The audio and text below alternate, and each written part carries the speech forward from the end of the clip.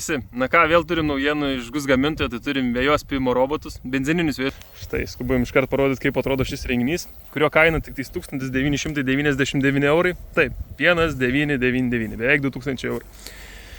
Kuo jis rinkoje geras bus robotas, tai jis turi benzininį variklį, žinome gamintojo Lonsin gamintojo. Tikrai patikimas Kinijos gamintojas, kuris montuoja savo variklius ant vandens pompų generatorių, vibro plokščių ir visų kitų renginių. Taip pat ir žinomiausi gamintojai būtent naudoja šį variklį šiai dienai, jokį kitą praktiškai nebenaudoja, tik jis deda ant dangčiuko savo lipduką, tarkim, ten žinomiausi brandai savo užsideda pavadinimą. Kaip jis varomas principu kokį, tai benzininis variklis suka patį peilį, kuris pjauna žolę ir tuo pačiu suka elektros generatorių. Dirželio pagalba suka generatorių, generatorius generuoja elektrą, elektros energija perdodama iš čia stovinčius akumuliatorius, o akumuliatoriai savo gali jau perdoda į elektros variklius. Varikliai suka ratus, tiksliau vikšrus ir vyksta važiavimo principas jau pats. Pats valdymas tai labai nesudėtingas, paprastas, galim elektros varikliais dabar jį pavaldyti. Tai važiuoti pirmyn atgal, sukinėtis į šonus, tuoj pabandys parodyti su viena ranka, šiek tiek sunku, bet va.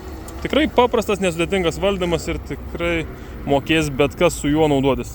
Nieko sudėtingo nėra, nesvarbu, kad mygtukų daug, bet jie opcijų kaip atlieka papildomų, tai tokių kaip ir nereikalingų. Variklio, tiksliau atsiprašau, ne variklio, o žolės pjovimo aukščio reguliavimas. Tai mygtuko pagalba nustumi priekį reguliuojasi. Autopilotai funkcija taip pat yra jiems sumontuota, tai tarkim nuspaudžiat ir jis visada važiuoja, nebereikia jo laikyti papildomų pultų. Čia kalbu, kol jis yra neužkurtas, gaminys, tiksliau, kol nepjauna žolės.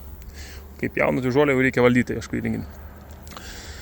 Užsikūrimas pats daikto, tai taipogi paprastas, iš tikrųjų spaudžiam start mygtuką, užsikūrė. Jeigu norim užgesinti, spaudžiam stop ir renginys užgestų. Išgeso, čia paspaudžiu šitą mygtuką, visiškai išjungiu įrenginį.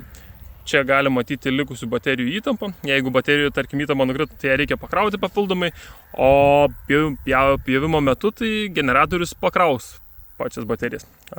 Šviesos čia, įsijungia šviesos, kas nori vėlai pjauti jau naktį.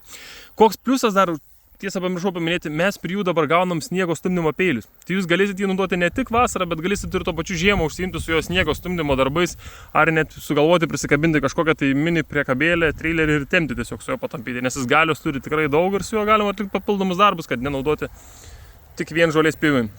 Pabandysiu parodyti dabar patį peilį, peilis stovi kaip žolėpjūvis, šiek tiek va matosi gal,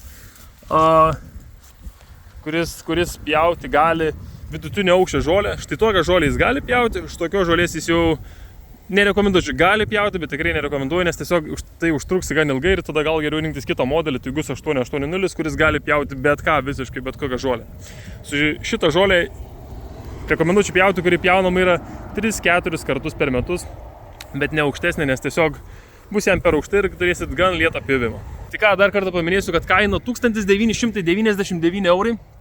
Tikrai patraukli ir gera rinkos kaina, o jeigu norite ištestuoti, išbandyti, tai galite užsukti pas mus į Kelmės techniką vietą ir fizinėje parduotuvėje išbandyti, duosim pabandyti, papjauti, pasižiūrėti, galim duoti ir vieną ir kitą modelį ir išsirinksit, kuris jums tinkamiausias.